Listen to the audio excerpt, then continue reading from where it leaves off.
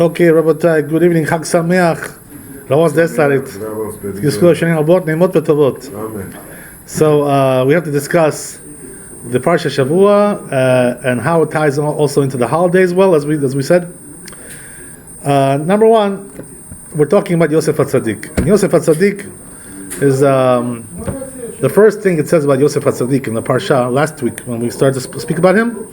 It says that he was hanging around. In other words, amongst the brothers, there was like factions a little bit over there. You know, this faction, that faction, all kinds of things. So Yosef HaTzadik was hanging around with the Bnei Zilpa or Bnei Bilha. That's what it says in the Pasuk. Why was he with them so much? What's the reason why? What does Yosef have to do with them? What's the connection? So the Chazal say the connection is that he wanted to mekarab them. He wanted to bring them close to the Torah. That was the whole idea. You know, Yosef HaTzadik himself was like we call this in Hebrew like Ilui. You know what's Ilui? A prodigy. You know, Gaoni. You know, this kind of person, right? So because of that, he had the talent to bring people close. He had the knowledge, the understanding, the greatness. You know, the personality as well, the holiness, everything. So because of that, he was able to do it. And what did he do? Instead of hanging around with the big boys, you know, those big shots in the family, you know, we had Yehuda, you know, the king, and Issachar, the Chacham, and Levi, you know, he was the prophet, he was the holy, you know, very holy, Levi. Okay, these guys are very, very top notch, but Yosef HaTzadik said, they don't need me, they already made it on themselves, by themselves. They got it made in the shade, they don't need me for those guys, and they think also I'm compared to them, I'm a punk, I'm a little kid, they don't take me seriously, I'm a child compared to them. In their eyes, anyway, right? So what happens is, you know what? Let me do something better, more worthwhile. Let me go to these guys, these four sons, right, from Zilpa and Bilha. These guys are like, the underdogs in the family. You know what I mean? What does that mean? They come from the wives, which are not really the same status as Rachel and Leah. Even though all these four were sisters, as the Chazal say, they were four sisters, all of them daughters of Lavan. But the difference was that Lavan had a main wife, the main, right, the queen of the family, right? And then he also had a pilegesh, which is like a girlfriend, kind of thing, whatever, like on the side, a girlfriend on the side. So those two, Rachel and Leah, came from the main wife, so they had a higher status, and the other two came from pilegesh, for the concubine. They had a lower status, right, as we know. So because of that, their sons also had somewhat of a lower status. And they also needed some help. They needed some direction. They were not so well guided, so well, aligned with all the spirituality as the other brothers. So therefore, Yosef HaTzadik said, you know what? Let me take it upon myself to help these guys. Lift them up and make them into something really great, something worthwhile. So the truth is, it worked. Because we find in the end that all the brothers came out to be Gedolim. All of them became Gadol. None of them were like, the mediocre guys, those people like the ignorant, not knowledgeable. Every one of them was knowledgeable. Everyone was a tzaddik. Everything, one of them was great and powerful and everything. So Yosef HaTzadik turned them into that. That's what he did, by spending time with them, by carving them. This is what he did. And so what's the connection with Hanukkah and Yosef HaTzadik? So what's the story with Hanukkah? Hanukkah is like it's an interesting idea, Hanukkah, which is the what? The holiday season, as you know, it's in Tishrei, right? That month after the New Year. That's the holiday season for the Jewish people, right? So Hanukkah is like a couple of months off. Like a little bit later on, coming down the road. So why is it like that? In other words, you have a holiday season, the main holiday season, and you have Hanukkah a couple of months later. So actually, there's something interesting about this. There's a reason for everything, Everything has a reason. So what's the reason over here? The reason is because those holidays, not everybody can catch the high wave of those holidays. In other words, those holidays are very lofty and holy, So some of them can miss that wave altogether, like kind of like, just like run through it and not really feel that they got something from it. There are people like this. I remember when I was a kid, this was one of my problems with Judaism. My problem was that, like, daily life, I knew how to do, like as a Jew. But when it came to holidays, I wasn't exactly sure what the purpose of the holidays is. Like in other words, it was like an anticlimax kind of thing. Like, what am I doing here? Like this is supposed to be a special day, but I don't feel something special. That's the way I felt. I didn't feel anything special so much. So I said to myself, these holidays, they're just wasting my time. What does that mean? I want to do like a weekday. I'd rather do like a weekday schedule. I have a schedule, this time. Holidays are like kind of bothering me, in a sense, because they're throwing me off. You know what I mean? So because of that, a lot of people miss the holidays. By the way, it also occurs in the whole world like this. The people, like some of the people, many people, by the way, in the world, just don't catch the holidays. They don't catch the holiness of the holidays. They don't feel anything special. They don't feel uplifted. They feel like it's a burden somewhat also, So because of that, one of the reasons why this is, why? Because the holidays are complicated and they have lots of requirements as well. They want you to do this and that, and everything is like, very structured. If you didn't do this, you're in trouble. Right? You better do that one then. You better do this, better do that, better do that. Everything is like so strict and rigid, so people get like, wow, intimidated by this. They say, this is too much for us, this whole thing. So because of that, they don't really catch it, as we said. So what happens is that, it's like, Hanukkah is like that net, that when you're like a trapeze artist, you're walking, you got that net to catch you just in case you fall. So if you fell in those holidays, Hanukkah is what catches you. This is the idea, okay? This is why Hanukkah comes after those holidays. What does that mean? That Hanukkah is like it's an insurance policy for the Jewish people. We need that, especially as the generations went on. That's why Hanukkah in the beginning we didn't have Hanukkah. It only came in way after the Torah was given. Right? Why is that? Because in those days people didn't need Hanukkah. It wasn't necessary for them.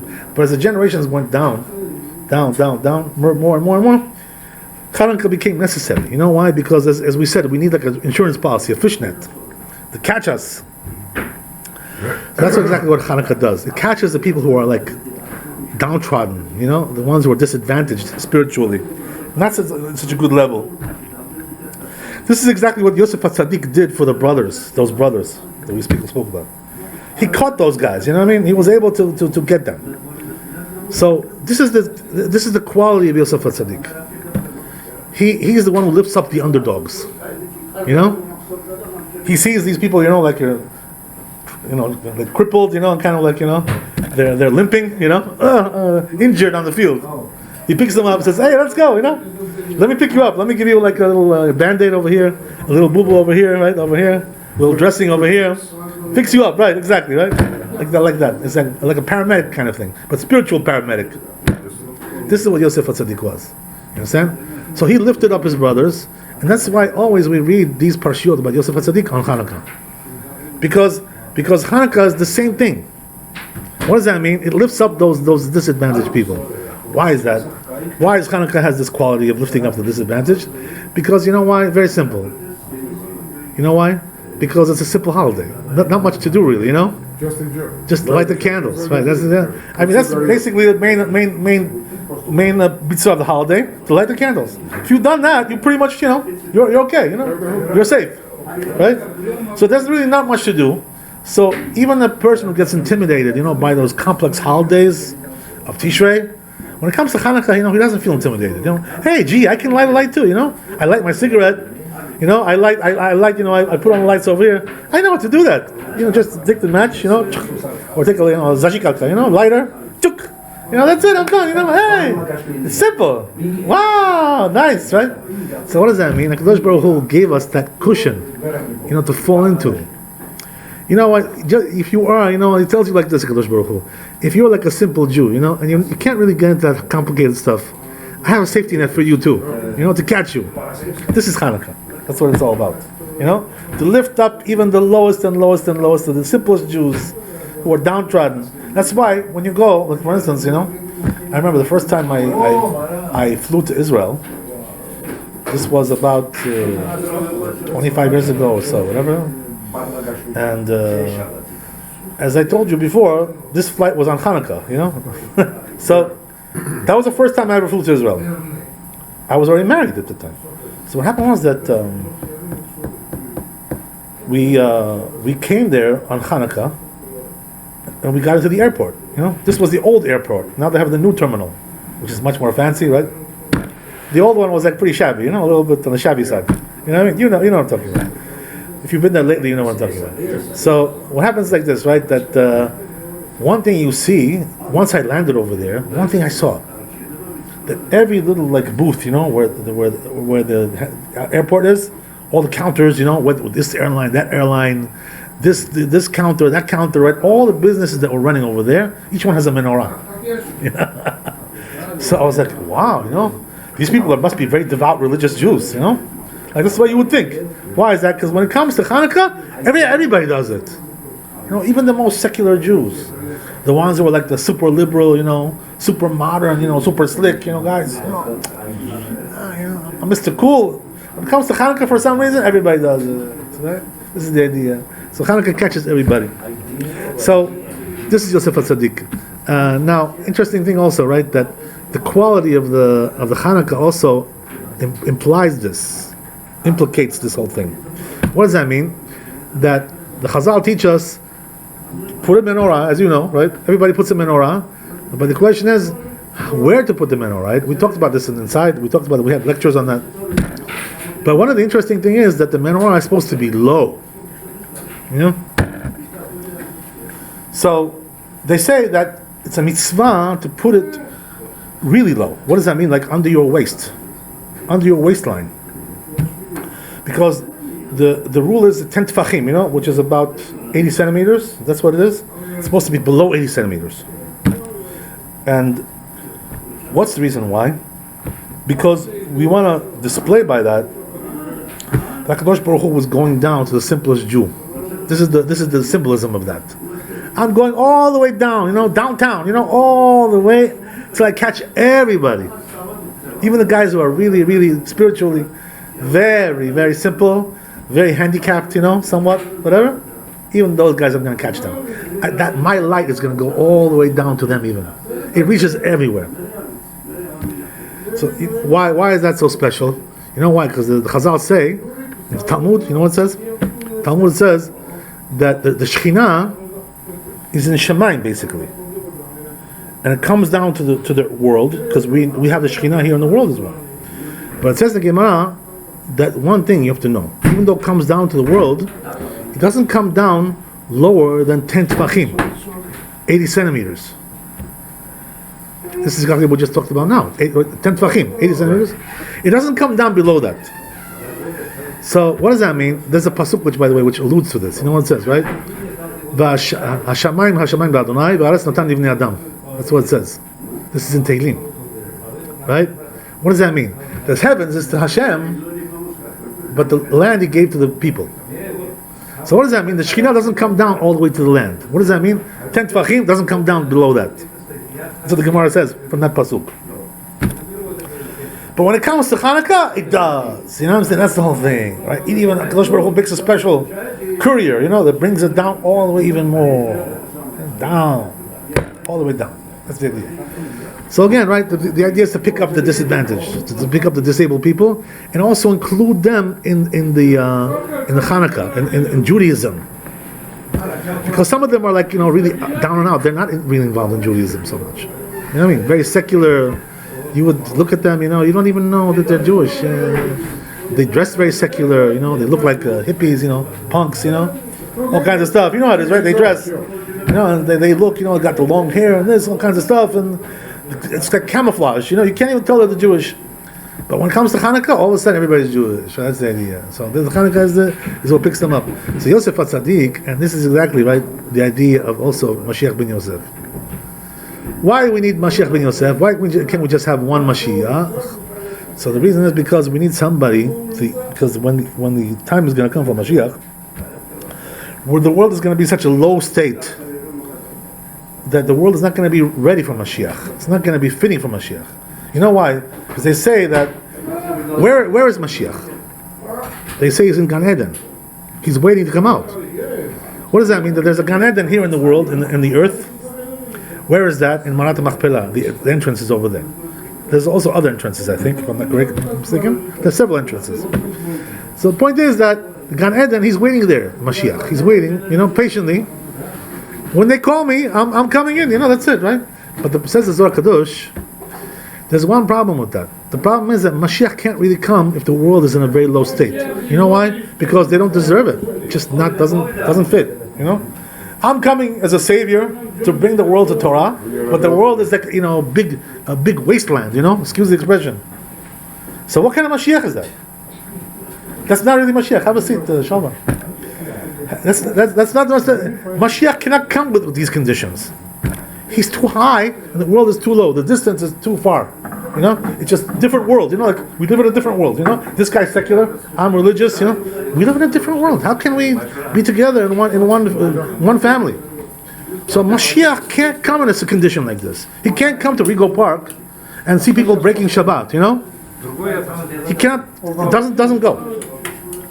You cannot watch people, driving on Shabbat, and these kind of things. You cannot watch that. His situation and the world situation is too far apart. So, what is the job of Mashiach ben Yosef? Is to bridge that gap. Mashiach ben Yosef has to do the legwork for Mashiach. Understand? He's got to come in and do the dirty work. Which is what? To bring them up from their fallen state. This is the job of Mashiach ben Yosef, and it's a hard job. It's very hard. What does that mean? Because it's going to be a struggle. You understand? There's going to be a tug of war like this. He's pulling on one side, they're pulling on the other side. It's like he's going to be on the verge of death because they're going to try to kill him. This is the whole idea of Mashiach ben Yosef. He's going to be struggling with a bunch of sinners. And having a really hard time with them. This is his job. So he's got to do that. He's got to bring the people to tshuva, the ones who are the real Jews, because there are some also phonies who are together with us, like imposters. There are people like that. What do we call that? The Erev Rav. So we have imposters. So he's got to bring up the real Jews, bring them to tshuva. The imposters, he has to leave them aside, kind of whatever. And he's got to also another thing, which is he's got to prepare the malchut, the kingdom for Mashiach. That it should be like already made. Just like walk in. Just like walk in and that's it. It's already built for you. The palace is built. The kingdom is built. Everything is built for you. I built everything for you. I prepared everything for you. Just like Hashem built for the Gahel. Right. What's the reason why, by the way, he has to do this? This is the tikkun of Mashiach ben Yosef. Why is that? Because in the older days, what happened was that came the kings of Yosef, and they stole the kingdom from David. Understand? Yerovam ben Nevat, right? Who was from Yosef? He stole the kingdom from David. So what does that mean? That now he has to come back and give it back. Just like you stole it, buddy. Give back what you stole. You stole a ready-made kingdom. You got to give back also a ready-made kingdom. You got to build it. You got to make it ready. Roll out the red rug, the carpet, and that's it. Come in, please. Walk right in. That's it. That's the idea. This is the job of Mashiach ben Yosef. So Yosef HaTzadik, this is what he was. He was somebody who lifts up people like that. And this is the reason why there are in every several generations, right? There comes along a big rabbi. And he's like a very big figure, somebody who's like larger than life, something like, oh man, where did this guy come from? He's like, a savior. He's not really the Mashiach per se. He's not gonna be the final Mashiach. But he comes as like a temporary savior to lift up the Jews from their fallen state. So when a person does that, we call him Mashiach ben Yosef, like it's a nickname kind of thing. Because that's his quality. You understand? Since he did that job of lifting up the Jewish people from their fallen state, so therefore we call him Mashiach ben Yosef. This is the idea. We give nicknames to people like that. That's why some people used to call that to Lubavitcher Rabbi. What he did, all things that he did. Some used to say about the Rav Vadia. Rav Vadia was Mashiach ben Yosef. He brought so many people to tshuva. In Israel, a million people did tshuva over there. Whatever it is, right? All these things. So a person who lifts up the downtrodden Jewish people is considered to be Mashiach ben Yosef. Okay. This is the idea, right? This is the concept of Mashiach ben Yosef. Right. What does that mean? Every generation has a potential one, and eventually, right, the real one will come out. That's the idea, right? That's the whole idea. So this is the whole concept of Yosef HaTzadik, right? A person like this, a very important figure in the Jewish people because of this quality that he has of lifting up the downtrodden people. Interesting thing, by the way, that one of the fascinating things about this parsha is regarding, how he treated his brothers. Because you know how it is, right? The really truth is, if you look at the simple reading of the parsha, he really mistreated them pretty badly. He pulled some stunts on them here. So you would think that he was kind of taking revenge on them for what they did to him, because they sold him, like a little, like a slave, like a punk, some piece of garbage, sold him like that, threw him away. So you would think, if you just read the parsha, that he was basically taking revenge on them, playing games with them, like this guy was doing on the phone, this kind of playing. Right? But something more serious than that, right? He's definitely something.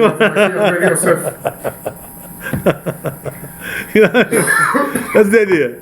So he's coming and playing games with them like this. First of all, what does he do? Number one, if they come in to speak with him, starts to mistreat them. Speaking roughly with them. What are you people? You look like spies to me. Russian spies, you guys are. Russian spy. Who sent you? Vladimir? Vladimir sent you over here. Who sent you? Right? What are you? KGB? KGB? Oh, that's how he treated them as brothers. Is this the way to treat your brothers? Then he tells them, listen, I don't believe nothing you say. I'm not going to sell you nothing. First, bring your brother, down here. I want to see your brother. You said you had a brother. Let's see if you're telling me the truth. Bring him down here. So this is also causing a lot of pain to the family. They have to go back there. This very big problem. Talk with their father. The father is has a big headache from this. He's very much in sorrow and distress because of this. The father, he has to send out Binyamin as well. He's very scared, very frightened. So again, right? You see, he's treating them in a very cruel way. He takes his brother Shimon and holds him there. He doesn't let him go. All the other brothers, they left once they had a confrontation with Yosef. The first confrontation. All of a sudden, he says, Shimon, I'm keeping over here. Bye bye. He's going into jail. Okay, go home. Thank you. This is also very cruel. You take one of their brothers, you put him into jail like that. This is nasty behavior. Then when they come back, another way, he pulls another stunt on them, right? First of all, when they left, he put their money back into this. They should think that they're being sabotaged. But this was also a very big stunt that he pulled on them. Again, he's simply marauding them with all kinds of this is terrible. What kind of person does this kind of stuff? Who does this kind of behavior? Okay, they deserved it. It's true. If your intention is to take revenge, okay, you did rightfully so. If that's your intention. Not that it's good to do that, but if that's your intention, that's your intention. But so he mistreated them in a very, very bad way, tricked them all the way, and then when they came back, he tricked them again. He pulled another fast one on them. Then he took Binyamin as a slave also, tried to take him as a slave. Terrible behavior. So the question is, what was his motivation over here to do all this kind of behavior? Was his motivation to take revenge? So let's see if we can understand. Right, that Yosef HaTzadik, the truth is, right, that he was the epitome of good, the epitome of goodness, kindness. That's what he was. He was a very kind man. So, what does that mean? If he really wanted to take revenge on them, this wasn't the way to do it. He could have just physically harmed them. He could have killed them. He could have, he could have done. Yeah, he could have put them into the jail. All of them. He could have taken them as slaves. So, this is the way to take revenge? It's not really the way of the king. He was a king, He's got all the power. He's got all the army. He's got everything behind him. All the the wherewithal, all the resources of the country he has behind him, So this is the way a person takes revenge. A king like that? No. So for sure, this was not his motivation. So then, what was it? Very simple. The answer is that he wanted to test them. What does that mean? He wanted to test them if they did teshuvah. He wanted to see if they did teshuvah. What do you care? What's it to you? What? You're God? You're playing God? Why did he do that? That was his intention. That's what the Chazal say. The Chazal say his intention was to see if they did teshuvah. Listen, we have a God in the world. He's the one who checks if you did tshuva. What's it to you? You know, what are you, God? You playing God? Why do you do this kind of thing? What's the answer to that question? You know what the answer is? The answer is that he knew, basically, that they were going to basically eventually come down and live over there. What does that mean? He was going to be in charge of their life. He's going to be running their lives. He's going to be supplying them with the supplies, with the food, everything, giving them a place to live. Question is, if they did tshuva, okay, then I'm willing to do everything. You know what I mean? I'll take on everything on my shoulders, no problem. They're my family, you know? I'm not going to sell them out. But if they didn't do tshuva, Yosef HaTzadik was saying, if they did not, they don't deserve to be treated well. What does that mean? Maybe they're so bad, these guys, that they deserve to be thrown out of the family altogether. They don't deserve to be a part of the family. And what about the 12 tribes? Oh, okay. So Hashem has solutions for these things. I'll give you an example. Right? What's the solution? Yeah. What did two of those guys? They put those Yosef HaTzadik's 2 sons. I'll give you a simple example. Right? Simple example is like this: when the Jews sinned in the desert, right, and they made the golden calf. So what did HaKadosh Baruch Hu tell Moshe Rabbeinu? He says, you know what? I want to destroy them, and I'll give you a new nation. He says, what new nation? From where? He says, they're going to come from you. I'll bring the 12 tribes will come for you. Brand new. Brand new. So, that's exactly the whole idea. So Yosef HaTzadik wanted to determine. This was his intention. He really wanted to determine if they, are worthy of being a part of the family, of the tribes. Because he said, these guys, how they treated me, this is terrible what they did to me. So if this is the way they continue to think like this, they don't deserve to be a part of the Jewish people. They're not deserving of that. That's what he was doing. He was trying to test them. How did he test them? How did he test them? It's a very good question. He tested. What his main test was? If you look at the whole narrative over here, the storyline, one thing always sticks out. He tells them, "Oh, bring down Binyamin." Okay. He wants to get Binyamin down there. What's the reason why? Because he wants to treat Binyamin better than them, and see if they're going to be jealous of him, just like they were jealous of him. In other words, let's pull that again, right? Let's try it again. The same scenario like you did with me. Let's see if you fall for it this time. If you do, you're a chump. You're right, exactly. That's the idea. That's what he was trying to say. Maybe they did tshuva, maybe they contemplated their sins, maybe they did cheshbon hanefesh, right? They contemplated their sins. If not, they don't deserve to be a part of the Jewish people. I'm not going to support them. These bums, let them go and live their own life. What do I care about them? I still have a question about one thing. How come once he became kind of a king, he didn't appear to his father to calm him down? Why did he make his father come? This is a very good question. The truth is, right, that there's even a similar question, which is even more direct, which is what they say that Yitzchak also knew. Yitzchak knew. Yeah, about it. It says in the Mikdash. Right, you know that, right? Yeah, and it says in the Mikdash. So why didn't he tell Yaakov? Yitzchak, according to the Mikdash, it says Yitzchak knew, but he figured if Hakadosh Baruch Hu wanted Yaakov to know, he would tell him. That's the idea. That's the one thing. So right. In that case, that was the logic behind Yosef's behavior also. That's one thing. That's one element of that, right? One element. But there's also quite a bigger element, which is more direct and more fundamental, which is what?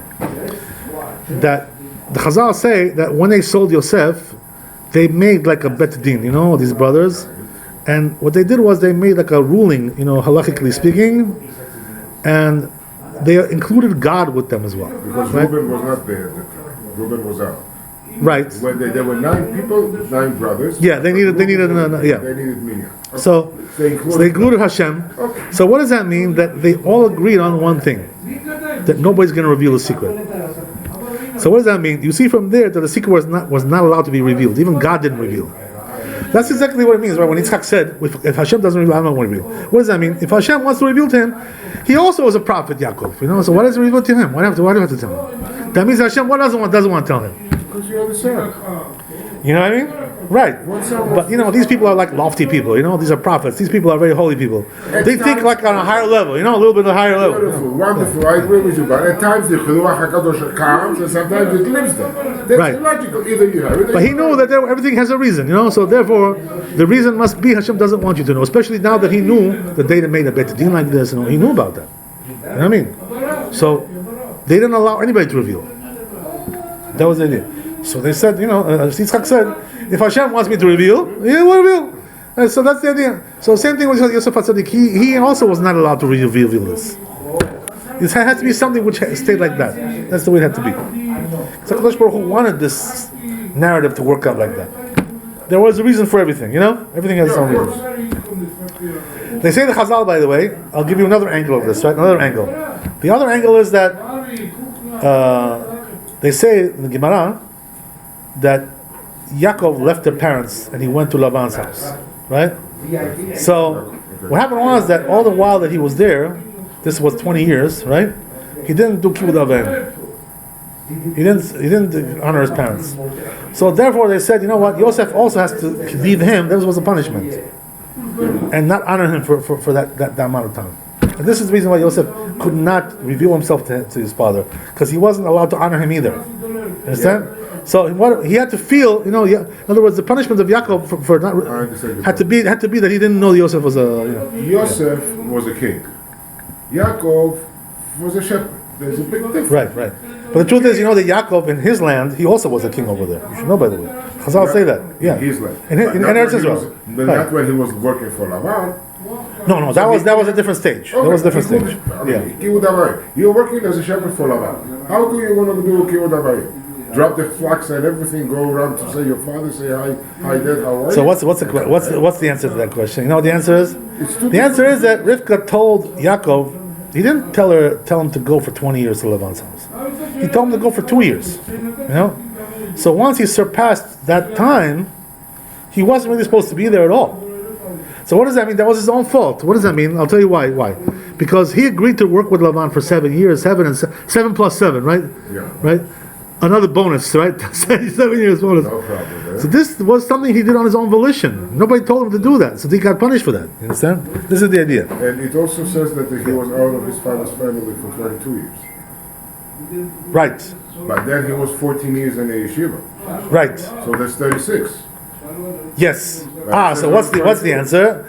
The answer is the Chazal say that those 14 years that he was in the yeshiva, he didn't get punished for that. Why? Because a person who's learning Torah, he's not punished for anything. You understand? This is the idea.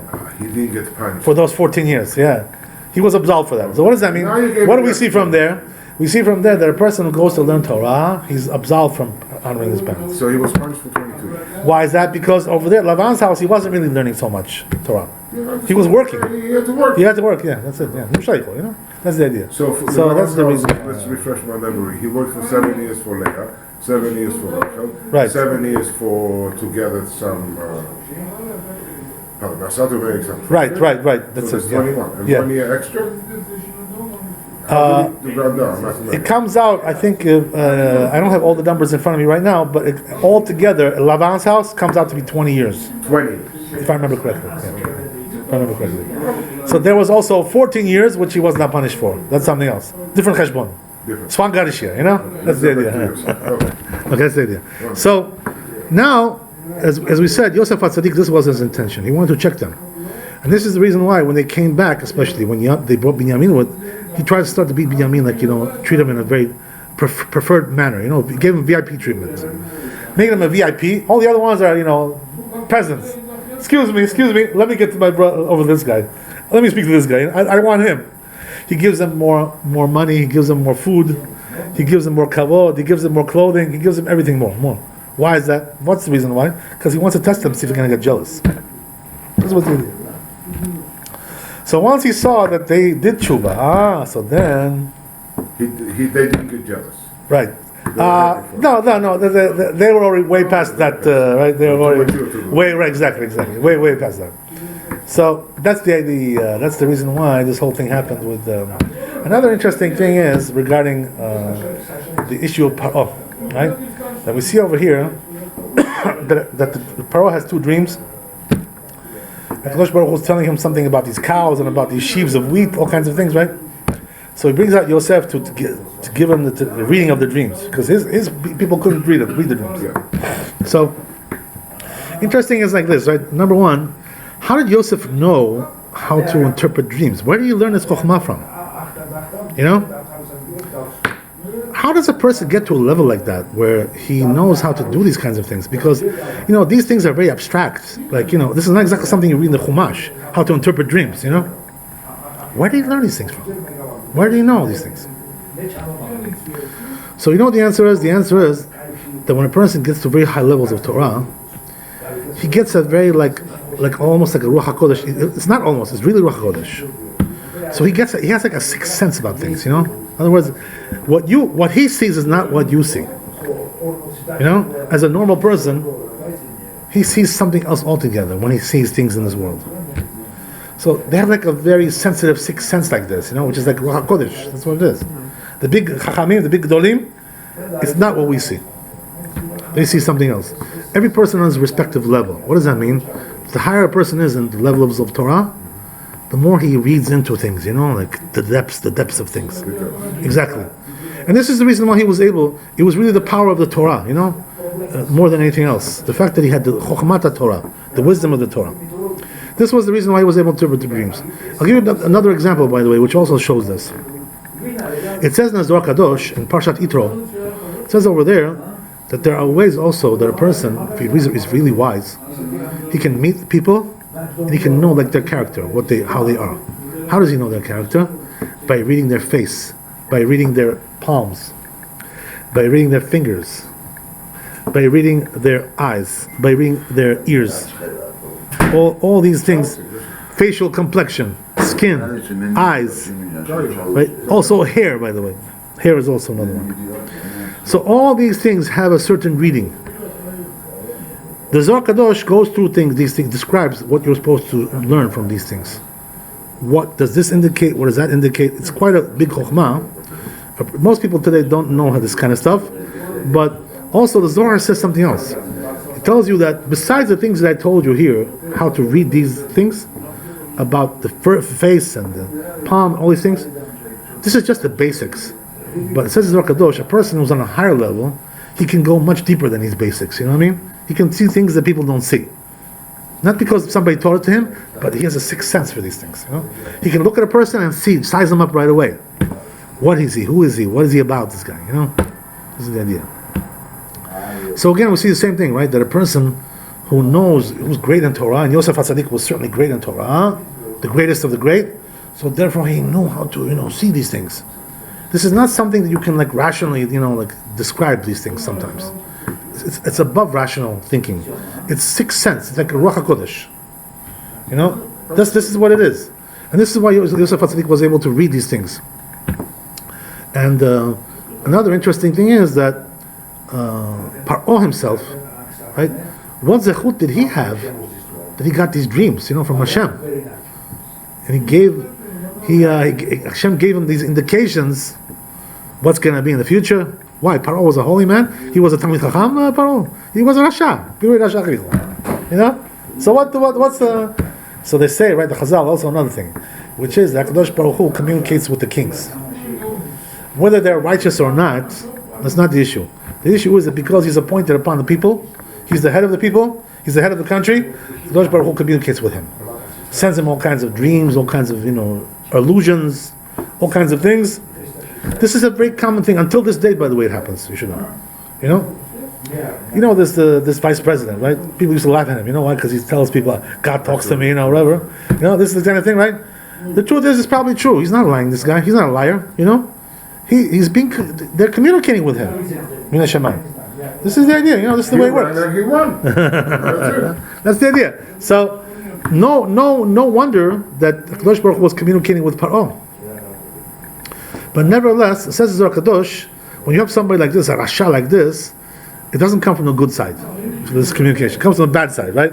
What does that mean? It comes from the Satan and the system of Satan, which is a whole array of angels and all kinds of beings, all kinds of things. He has his own army, Satan. It's not just one person. He's got a whole army of people angels, demons, all kinds of things, and they're the ones who are in charge of doing this communication. Who were they created by? Hashem or Satan? Hashem created everything. So Hashem created Satan, and was together. Of course, he's one of the angels, right? Satan is one of the angels, right? That's the idea. So, what does that mean? That when it says in the Zohar Kadosh, it says regarding Bilam, when Hashem spoke with him, it says Vayomer Elohim. It uses the word Elohim, right? So it says in Zohar Kadosh, the word Elohim has several meanings. It doesn't mean just God. This is the simple meaning of Elohim, God. It also connotes judgment, right? By din, right? Justice, as opposed to the other name, which is more like mercy, right? Yes. So, what does this connote? Elohim can also just mean God in general, as a general term of God, or justice, the attribute of justice from God. It also can mean a leader, like a judge. It also is called Elohim. A person who's a human being, a judge, high court, whatever it is, a supreme court, whatever it is, he's called Elohim. Why is that? Because since he's a judge over the people, so he has like power like a god, somewhat. He can convict, he can acquit. That's the idea. So judge is also called Elohim. Okay. As we said, right, since Elohim is attribute of justice, so judge is rightly called Elohim. Okay. That's the idea, right? So, but the Zohar Kadosh adds something which you wouldn't see anywhere else, right? It says over there also, Elohim also has a different connotation.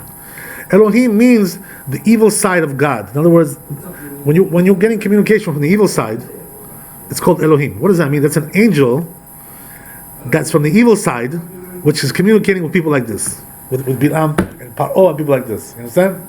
This is the idea. This is also called Elohim. Beautiful. When we see the dreams, who's communicating with us? You mean our personal dreams, right?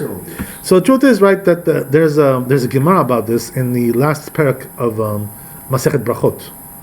In the last chapter over there, it talks about like several pages over there about dreams. It tells you how to interpret dreams in a general manner. What does that mean? If you see this, this is what it means. If you see this is what it means. It tells you like a basic indication of certain dreams, what they mean.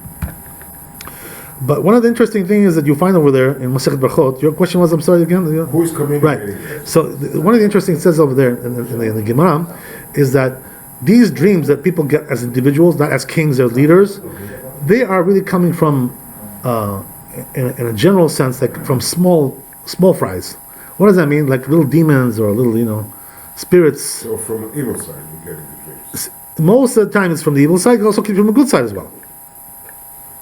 It can be from any side. But what I'm saying is that it's coming from like a smaller soldier, a regular, small fry. Okay. This is the idea, right? But when we use the word Elohim, we're talking about the big guys, That's already a bigger designation. That's the idea, right? The common case is like this, what they call in English, that's what they call the wet dream, right? What does that mean? A person has an ejaculation in a dream, right? This happens to young people very often. Teenagers, in the 20s and the 30s, very common, right? Teens. There was one musician, one big musician. They interviewed him. I remember, and they asked him, "Do you still have wet dreams?" They said, "I don't even have dry dreams anymore. I'm already too old for that." Forget about wet dreams. So anyway, the idea is that these wet dreams are coming from what? They're coming from a little demon or something, playing around with you, showing you some, dirty, like a dirty movie. And get excited. That's the idea, right? Why does he do that? What's the reason why he shows you this dirty movie? Because he wants to have children. So he's trying to get you aroused, and he wants to get impregnated from you. That's the idea. This is the reason why they do it. So interesting is things like this, right? That they don't get impregnated like a human being. Human being gets impregnated from a sperm, from the zera, Tesla, Yeah. But they do not. They're spiritual beings. They don't use a sperm. What happens is that when you get aroused, there's also something spiritual there, and that's what they're taking from. They're not taking from the physical. They're taking from a spiritual arousal. Something which is more in the soul, which happens congruently, by the way, happens together. In other words, there is a physical element there. There's a spiritual element as well. They're taking from the spiritual element, but they need to get you excited in order to get you there. And what happens to those? Whatever they take. They have children. They get pregnant. They have children. That's the idea. So they make more demons. They make exactly. Yeah, so exactly. They make more demons. Yeah, you make contribution to their society. You understand? This is the idea. This is what Adam Arishon was doing for 120 years when he left his wife. This is the idea, right? He was contributing to their society, right? That's what we said. That's the idea. By the way, I'll tell you something more scary. That this doesn't only happen to men; it also happens to women as well. What does that mean? The Kabbalists, they say, the Ben Ish Chai, he writes about this in his books. Mikubalim, they talk about this. They say that a woman can get impregnated by a demon as well.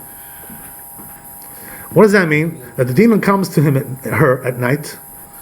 He gets her excited. She's having some kind of a dream, and she gets pregnant. But the pregnancy is not a physical pregnancy. There's a spirit inside of her, which is going to come out eventually. So it's a semi-spiritual pregnancy. But to what women does this happen, by the way? To which women? You know where? It happens to women who are not married, that they're single. They don't want to get married for some reason, right? Let's say she's 28 years old, 25. She wants to stay around, play around a little bit more, Let me play around for a couple more years. They come to these kind of women who are alone. And this is the reason why they say, the Chazal, by the way. Chazal they say that a woman is not, from the Torah, not obligated to get married. It's a man as a mitzvah, right?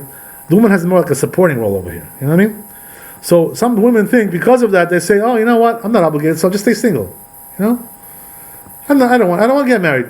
So the Chazal say, this is very bad that the woman doesn't get married. You know why? Because this is what happens to her. She becomes like a vehicle for these demons. And this is the reason why the Chazal say that even though the woman is not obligated to get married, but it's a very good idea. We very strongly recommend that you should get married. That's the idea, right? The Rambam considers this to be, by the way, a rabbinical edict that women should have to get married also, rabbinically. But the Shulchan Aruch doesn't agree with that. There are many other poskim who don't agree. They say it's not really obligation, rabbinical. It's just like a recommendation. In other words, we recommend to you as a lady, don't stay single. Get married when you can. Somebody comes to you, the right guy comes along, go for it. Jump into the lake. That's the idea, right? This is the reason why. So also here, Paro, communication was coming from this kind of thing. You understand? But nevertheless, HaKadosh Baruch Hu communicates with them. Because they're the leaders of the land. So this also has a different element as well. What does that mean? That you see that HaKadosh Baruch Hu gives kavod to the leaders of the land, whether they're righteous or not. So what does that mean? We say, right, always, the general rule is a person has to emulate God. Be like God, Just like he does like that, you do like that. Just like he buries the dead, you bury the dead, give him a funeral, Just like he goes and visits the sick, you go visit the sick. Right? All these kinds of things. So here also, just like he respects the kings, you also have to respect the kings. Whether they're so righteous or not, that's not the issue. The issue is that because the HaKadosh Baruch Hu gave them the malchut, you have to give them kavod. And this is exactly what happened to Yosef HaTzadik, right? The first thing he did, when he was summoned by Paro, what did he do? He shaved. Got a haircut. What's the reason? Why? Because give kavod to the malchut. You can't come to the melech looking like a bum. Excuse me, Can't do it. Give kavod to the malchut. So this is the reason why he got a shave, got a haircut, came out nice, beautiful, You come to the king like a bum, you look like disgusting, It's the truth is that even today they have this concept. You can't walk into the White House with certain things, like shorts they say, or sandals. They don't let you walk in there like that. You have to come, dressed, proper attire, You agree? So still this concept exists in the world somewhat, on some level. That's the idea, right? Even though it's not what it used to be, nothing what it used to be is what it used to be, right? That's the idea. Okay, very good. So let's do a little bit Mishlei. We got the idea of the Chumash a little bit there. Again, I'm pulling my screen trick over here. Okay, so regarding the book of Mishlei, pretty much we finished the 10th parak. We're pretty much done with that. So I want to start with the parak Yud Aleph with 11. There's some very interesting things over there. It says like this, right?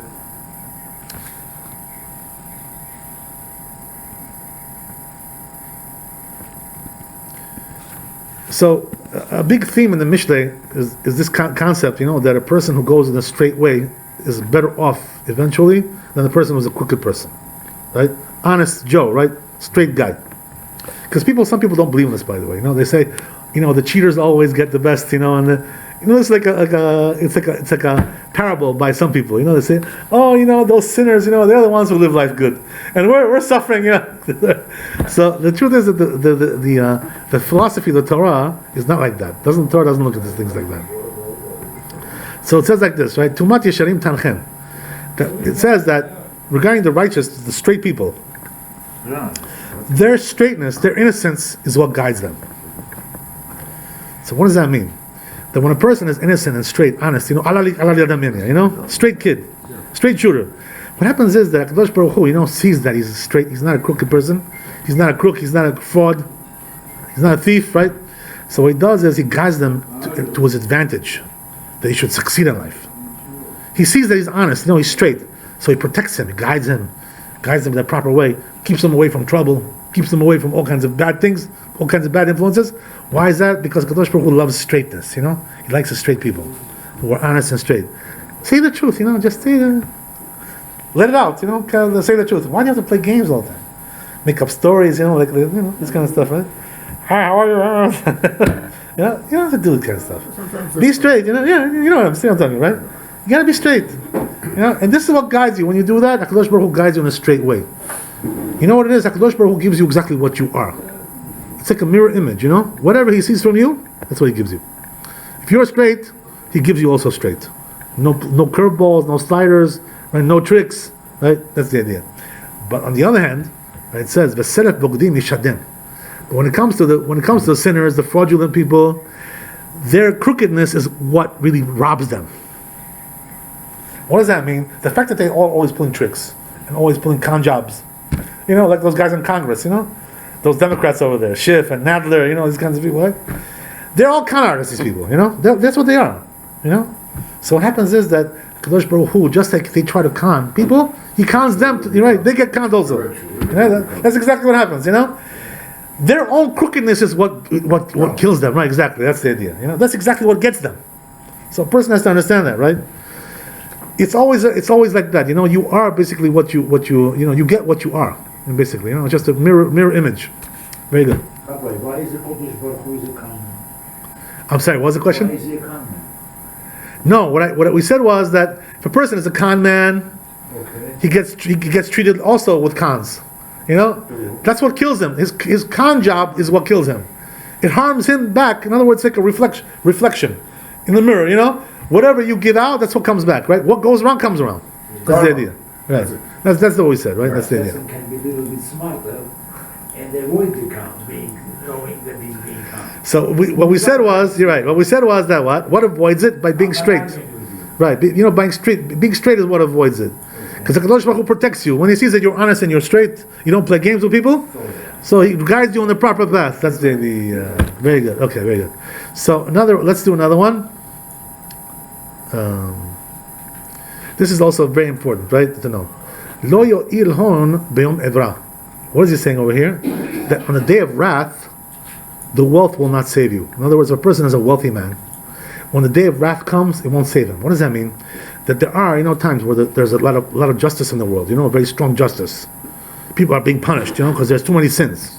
You know what I mean? So when the world gets to that level, his wealth will not protect him, because everybody's now not immune. Everybody's like vulnerable to the punishment. So he will not protect him, even though he has wealth. In a case like that, it won't. When it comes to tzedakah, when it comes to charity, it will save you from death. What does that mean? All the wealth that you have, all the possessions and all your real estate, and will not save you on the day of wrath. But the tzedakah that you gave, you don't have that money anymore. That will save you. That's the idea. You know what I mean?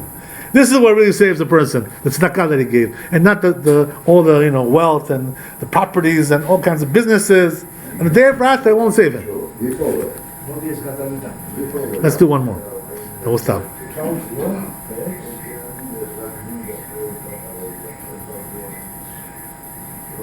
This is really a funny one. I'll tell you a funny one.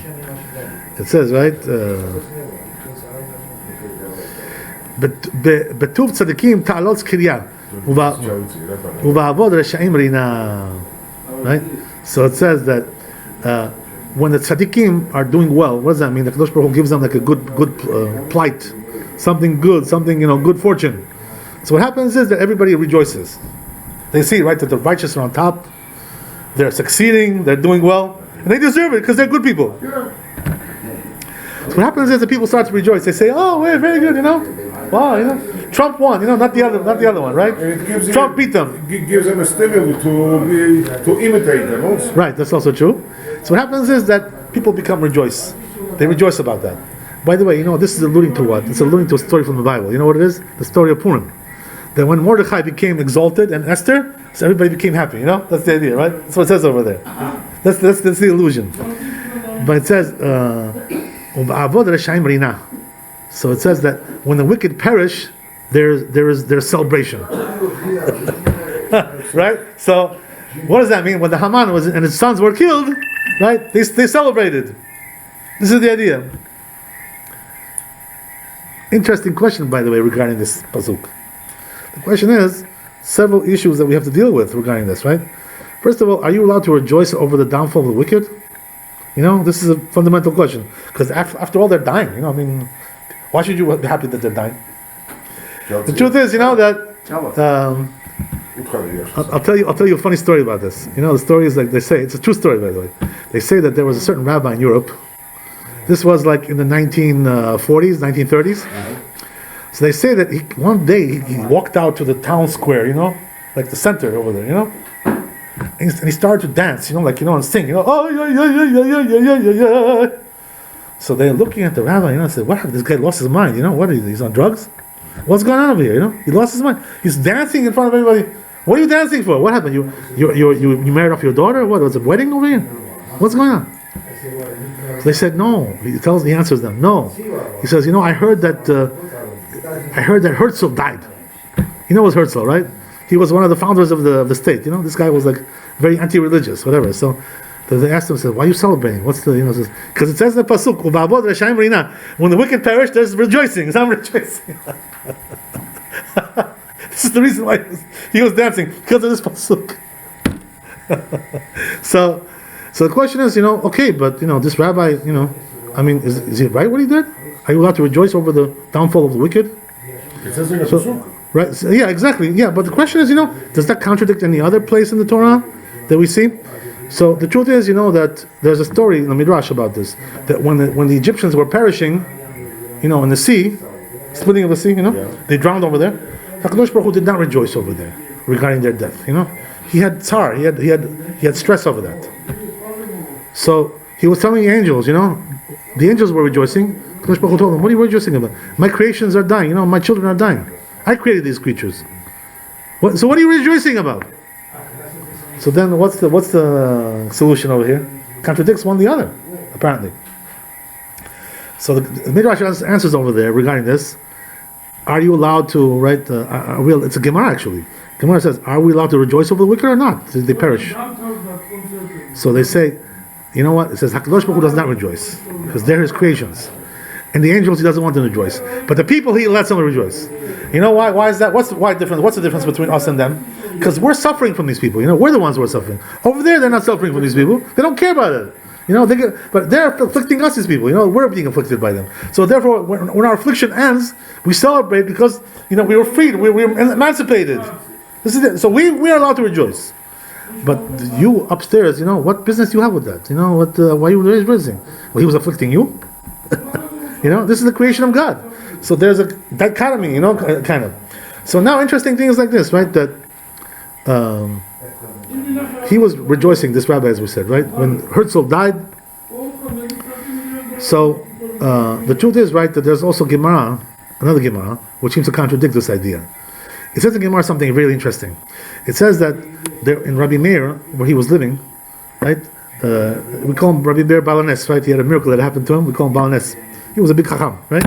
So what happened was that Rabbi Meir had some wicked people in his neighborhood. Some sinners, gangsters, mafia people, So what he did was he cursed them, they should die, whatever, He prayed Hashem should destroy them, obliterate them, So what happened was that his wife, Bruria, who was a big chacham also, she told him, he says, why do you pray that the wicked should perish? He says, it doesn't say, right, it doesn't say in the pasuk that Hashem wants the wicked to perish. He wants them to do tshuva. That's what it says. He doesn't want them to perish. He wants them to do tshuva. So why are you rejoicing? For what are you rejoicing? Why, no, I'm sorry. Why are you praying for them? Why are you cursing them? Why are you praying that they should die? So he told him, no, you should pray that they should do tshuva. That's what you should do. And she was right, by the way. She was right. So Rabbi Meir, you know what they say? He prayed for them to tshuva, and they did tshuva bemet. You know, that's what happened. When you have a good wife, by the way, this is what happens. You know, you get directed in the prayer. So it seems to contradict what we're saying over here. How do we reconcile? Over here we're saying when the wicked perish, we rejoice. So you know what the answer is? Before they perish, you should pray for them with tshuva. Once they perish, you can rejoice. That's something else, right? That's the idea. Okay, Baruch Adonai Le'olam. Amen. Chazak Baruch. Thanks for coming. Happy holiday. All the blessings to you and your family. Wealth, health, happiness, and refuah shlema. Amen to everybody. Be cured from your cold. Right, Rabbi? Yes, coming. Very good, Baruch Hashem.